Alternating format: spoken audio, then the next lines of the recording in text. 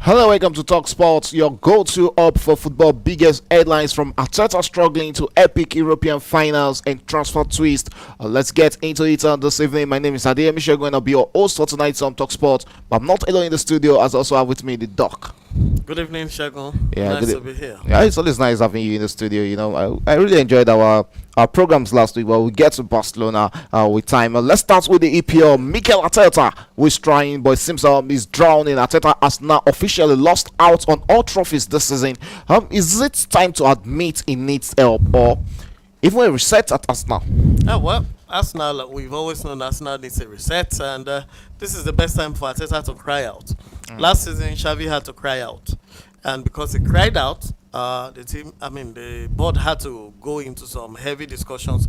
They still bought one or two players for Hansi Flick and moved on and changed him. He decided to move on. It was an agreement, between the management of the team and he. So Arteta should cry out if he's not finding the environment a trophy-table one. If he thinks he can't win the trophy with that environment, it better cries out. Otherwise, he'll continue to be a second fiddle coach.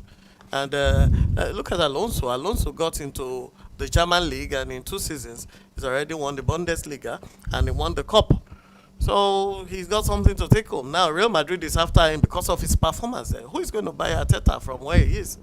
So there's no room for excuses on the side of Arteta. I don't think so. If Arteta is not talking or crying out, then he doesn't have an excuse. Yeah, let's talk about the squad. Has the squad really let him down, or is it a proof that Arsenal are still mentally not ready for titles? I don't think it's Arsenal's mentality mostly. I think it's the club. It's a boardroom problem, really. Because looking at the squad depth, you could see that the board is not prepared to win trophies. The depth is very shallow. There are no reserves. There are no strikers. There are no solid known midfielders or playmakers there. Martinelli is about one of the strongest, aside Saka. The only top player in that team is Saka. And then maybe Gabriel. What about Martin Odegaard?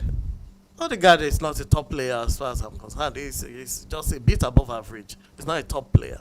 He's not a match changer. He can't bring much to the table when there's pressure, as you could see in the encounters of the semi-final. So if Arsenal wants to win trophies, they need to go for players like top-rated players like Osimhen. They need to look for players that can deliver from quarter chance, not even half. Players that can give them goals. You need goals to win.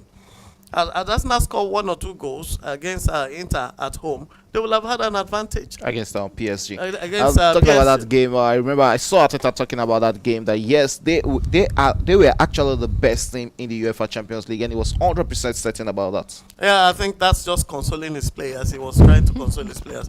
Of course, we all saw that they were not even top 2 or top 3, because if you looked at the last semi-finals. Between PSG and Barca, you can actually tell the first 2. It's also unfortunate they had to meet at the semi-final position. If any of the 2 had taken Arsenal, they would have defeated and run Arsenal down or PSG down with the way they played in the semi-finals. So Arteta is just trying to console his players. Who are the top players in the team? Okay, so our viewers, you can also go to our comment section and tell us, should Arteta stay or go, or what 3 players would you would save his system? I take that again. Should Arteta stay or go, and what 3 players would save his system at Arsenal? You can comment your answers in our comment section. So we go straight to the UEFA Champions League, where the final is set. PSG against Inter Milan. Yes, PSG against Inter. That is a clash of styles, or a battle of destiny. Yeah, that for me is a clash of. I never won it before, and I sparsely won it. Inter won it last in 2010. That was about 15 years ago. And before then, I don't think Inter won it since 1971 or so. So it's a clash of teams that really, really want to have the accolade, the Champions League accolade, and both of them are meeting the final. I'm going to tip PSG to get it because they are hungrier. They should be hungrier. And Luis Enrique is hungry. Luis Enrique wants to prove a point, and I'm sure the owners of PSG right now are going to be meeting with Enrique and the boys. I'm promising them heaven and earth. Yeah, they're doing that. Just get us this trophy, guys. Just change our status. change us. Let us not be like Arsenal anymore. Let us win Champions League once. Let's take it. City won their own once, just last That was season, last 2 seasons two ago. seasons ago, and you can win yours now. And it was on the head of PSG that City went to win it. So PSG has a good chance. Yeah, so one question always come to my head, and that has to do, go around Kylian Mbappe. Was it really the problem why PSG was not winning the UEFA Champions League? Because without Kylian Mbappe this time around, they're getting straight into the final. Or with Kylian Mbappe, they will have looked stronger in the UEFA Champions League.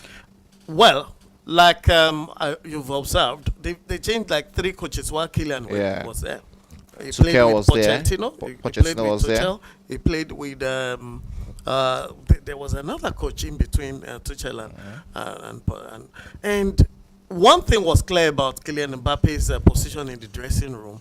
He always played politics in the dressing room. He had players that were for him. The bias was so obvious against Neymar, against Messi. So they weren't playing as a team when Mbappe was there. It had to be Mbappe or nobody else. And Hakimi was on his side. So instead of Hakimi to lay passes for either Neymar or Messi to score in obvious position, he would rather look for Mbappe or take a straight shot. And so Kylian leaving them actually, and Luis Enrique coming in as a good boss, as a good coach, he's been able to distribute power. Empowered Dembele, empowered Bakola, empowered so many people. So there is no Superman in that team anymore. So even Hakimi is not getting the kind of recognition he was getting 2 seasons or 3 seasons ago. He's another one of those players now, and he can be substituted. Yeah. You can see Mendes doing a lot of wonderful work on the left. You can see the midfield, Vitinha. You can see all these boys performing wonders there, and they're playing their best for the team without any superior person that dominates them. So yes, I think Kylian Mbappe leaving them is a good omen for them. Okay, on the side of Inter Milan, do you see the Inter Milan balance and defensive still win it all like they nearly did in 2023? Well, Inter Milan is coming into this game having come out of a very brutal semi-final. So they come in with, shall I say, fresh blood. They have this fresh hunger and they've drawn blood. If you're a gladiator, that is the case where you've defeated like the giants. So they're coming in superior and favorites. However, they're not very solid as a team in the midfield. They only have some superb players who can take chances. Give them 2 chances, they score 1. Or give them 2, they score 2. All right, they have 1 or 2 of those converters, and then a rock solid defense. But in the middle, they're almost blank. So PSG has the middle, and PSG has wingers, and they're also playing they have wing backs to support the wingers. So you could see Dembele roving in front of the penalty area. He's not actually stationed at the wings because Hakimi is right there and Mendes is there. So you see Bakola throwing around. So and PSG has... It's more of a systematic team. Yeah, they have a more cohesive team, and they could be more tactical than a more defensive and a more, they are just like defensive and score kind of thing, counter-attack technique. So I see them getting shot. PSG is going to play more of the ball. They are going to try and score as they did against Barca, but it depends on what Marquinhos can bring to the table with his backline. Yeah, but I think Inter are not going to find it funny. Okay, yes, you can hear that. Inter won't be finding it funny against PSG when the UEFA Champions League final comes up on May 31st. That's our viewers also again. Yes, who is lifting the UEFA Champions League trophy, PSG or Inter?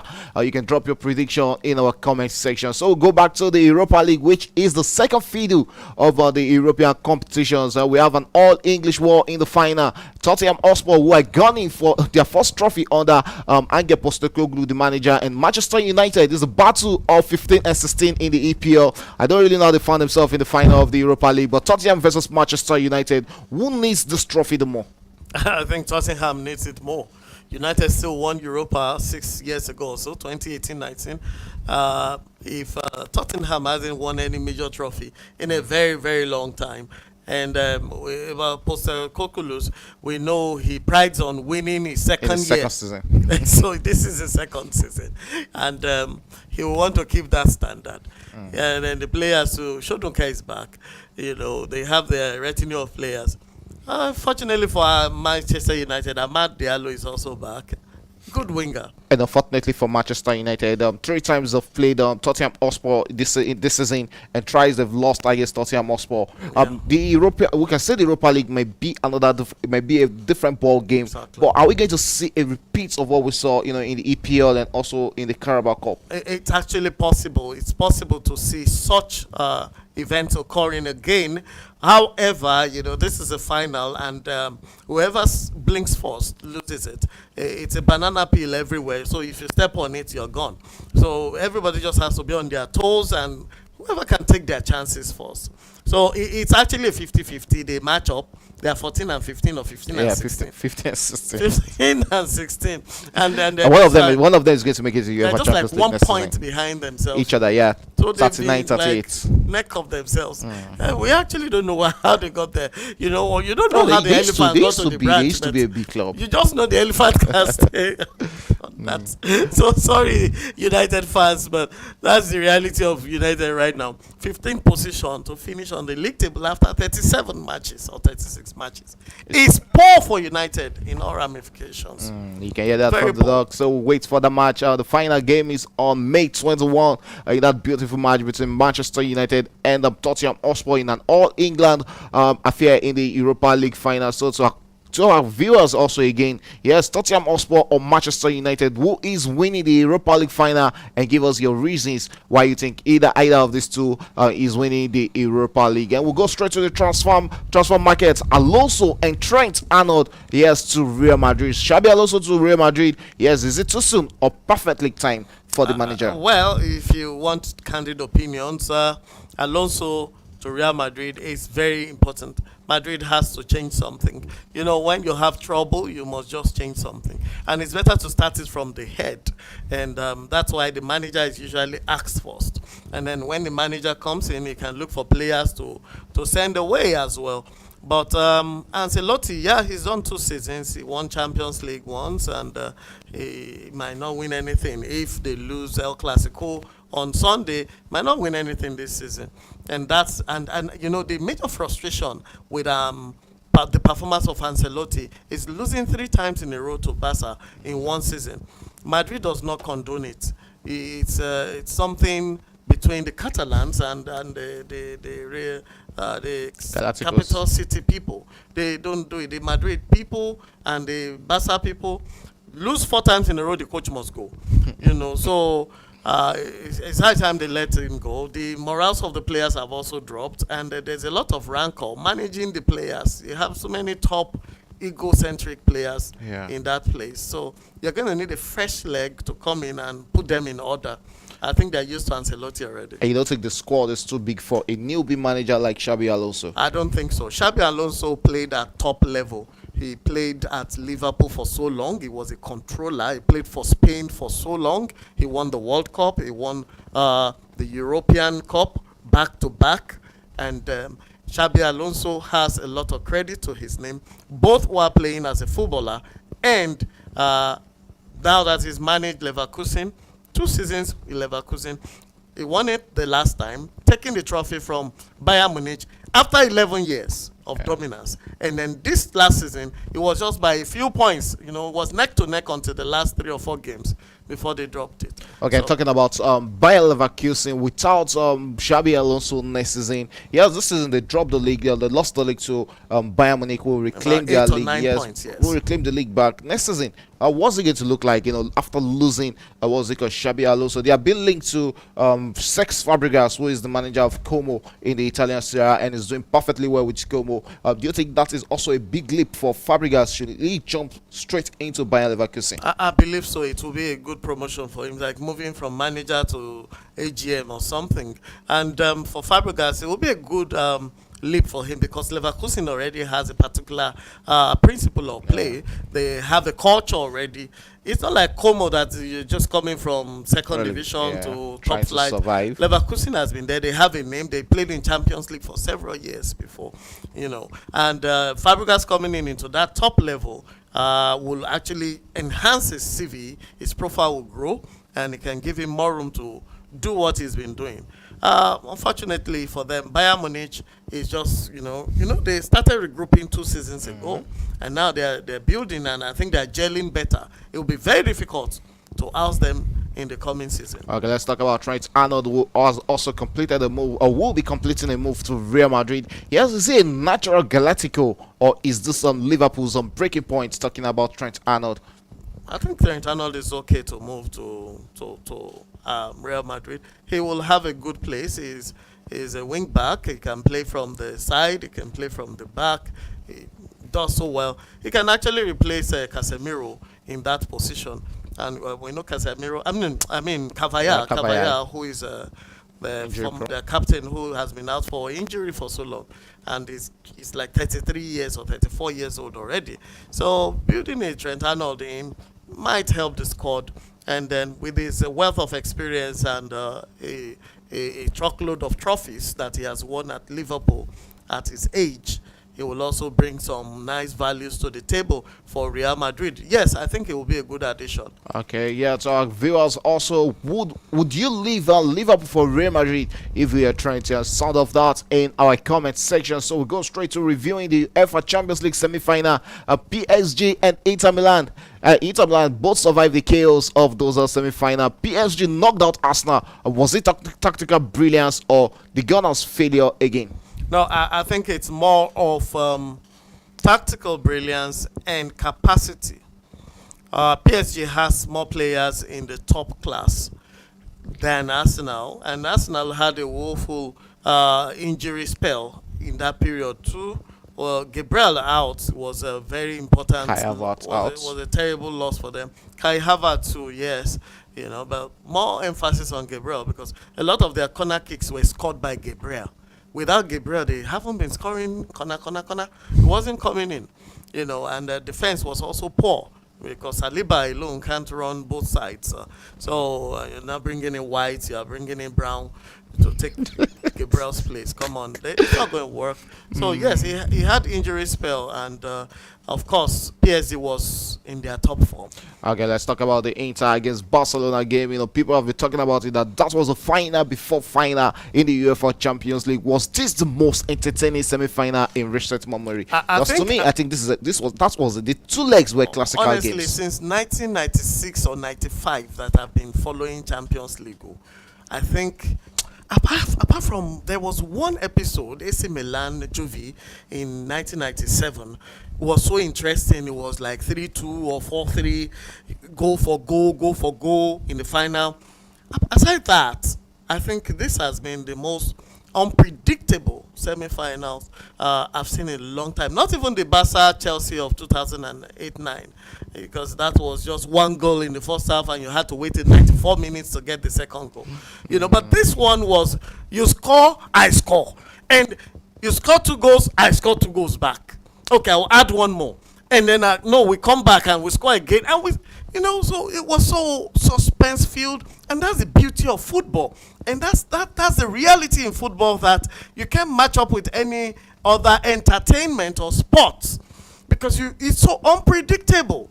It's so unpredictable. This is reality show. This one is not like a recorded program. You already know who won. This one is live, and anything can happen, and anything happened in spite of what we wanted and what we saw. 2 minutes in injury time. 2 minutes. It was 92 minutes and 40-something seconds. And Barca will concede for them to equalize and then extra time. So it was so interesting. 13 goals in between the two. And that was a team. Inter was a team that didn't concede more than 1 or 2 goals until they got to that position. Okay, talking about the finalists, or the either finalists actually look dominant, or is the final anyone's game? Yes, it is anyone's game because Inter is going to come and play PSG, and PSG is not going to be Barca. PSG is going to play them hard. The French league is a more physical league. It's not like the Spanish league where they pass a lot of ball. It's a lot more physical league. They're going to match shoulder to shoulder. And with the defense line of Marquinhos, Mendes, Hakimi, and the likes of them in the back, you can be sure they will meet their match. The guys are experienced enough to face them. And the midfields of Vitinha and No, and what's it and called? Vitinha, Fabian Ruiz, and Neves. Neves, you can expect anything. And the good part is Fabian Ruiz is a wonderful striker. He runs the volley like his life depends on it, and so good with the volley. Yeah, he does. Surprise shots. So I'm going to vote for PSG winning that trophy. Okay, we're waiting for the UEFA Champions League final when it comes up on May 31st. You can always trust us at Premier Sports Fan Center to give you the fresh analysis and commentaries of that game on that said night. And to our viewers, also rate Arsenal and Barcelona's UEFA Champions League campaign from 1 to 10. Were they contenders or just pretenders? Okay, we go straight to the Super Sunday where we have the EPL and La Liga giants who are colliding. We'll start with Newcastle against Chelsea. It's a midday kickoff. That encounter is 12 noon. That is midday kickoff. Who is more desperate for European football and who is more likely to crumble between Chelsea and Newcastle? I think I'm going to give that to Newcastle. Newcastle is not in any European encounter, and Chelsea will still get a chance to play Europa if they won the league. I mean, they won the Conference League. But Newcastle, should they drop out of Champions League position, they dropped out. And Newcastle actually have a better chance at winning this based on precedents. Chelsea might remain there, but Chelsea has surprised us a lot of times. We actually didn't expect them to do it. They just surprised us by scoring or winning. And even there, you could see the boys surprised too sometimes. But Newcastle come out and they actually stand like, yes, we're going to win this. So I'm going to tip Newcastle to win that encounter against Chelsea. Okay, we also have the battle between the first and the second, Liverpool versus Arsenal. Does Arsenal have anything left in their tank, or will Anfield crush them again this time around? I don't think any of them has anything to play for, really. I think it's just to play for honor now. Arsenal is not going to win the league anymore, and Liverpool is not going to lose the league anymore. So it's just a game of honor, and nobody's going to catch Arsenal in the second position based on permutations. So Arsenal is going to remain safe. Liverpool is safe. So they're mostly going to parade their second team players and just mix them with some balancers in the midfield, defense, and maybe forward, just for the fun Okay, of we'll it. see how that goes, and we'll also look out at the relegation guys. Manchester United against West Ham. That is 14 against I think 16 or 17 playing together. This is a monument. Sorry, this is a momentum match for United because of the Europa League final. Should they rest players or just go all out and get a victory against West Ham? The Europa final is still far from here, if I'm correct. It's on the 21st. 24th. Yeah, that's like 2 weeks ago. I mean, 2 weeks from here. So why can't United play this? United should play this and use that to beef up their team and strengthen their team. Players are just coming back from injuries. Why don't you use that to blend and see how well your team can perform and see if you can actually win West Ham? And West Ham is actually in 14th position. United is sitting in 15th, I think. Yeah. And of course, they are just bets of the same. But if United can beat them, United can leapfrog West Ham and stay in 14th rather than 15th. Okay, we have the big one also in La Liga. Barcelona against Real Madrid, the El Clasico with major title implications. Can Barcelona derail Real Madrid's momentum right now? So this is a do or die for Barca. It's not a do or die for Madrid. Madrid won the league last season. Madrid won Champions League last season. So Madrid still has a fresh record of victories. Barca won nothing last season. The likes of Lamine Yamal only won the league 2 seasons ago when he was a substitute. The team was not depending on him then. And the Gavi and Pedri and the rest of them. Right now, the Barca boys and Rafinha needs to win this for himself and for Barca. Because the dressing room in Barca right now is demoralized from that loss. They actually expected to win. They played very well in the first leg. They thought they would run down and win, and they almost did. So they're like deflated balloons. So if they can just come out of it and use this victory to leverage, then egos and strength can come back and morals can go higher, and Barca may smile at the end of the day. They already have one or two trophies to shine. Okay, let's But see. this is very Let's see who important is going to smile on that Super Sunday when both team and both heavyweights in the La Liga face off against each other in the El Clasico. So our viewers here, which match are you most hyped for on this Sunday? Give us your scores on prediction in our comment section. The doc, is always a pleasure having you in the studio doing Talk Sports with you. Thank you. It's always wonderful staying here with you. Yeah, and don't forget to like, subscribe, and turn on notification because we'll be back with reactions to all the finals and transfers and make down next week. Until we come your way again, it's bye for now.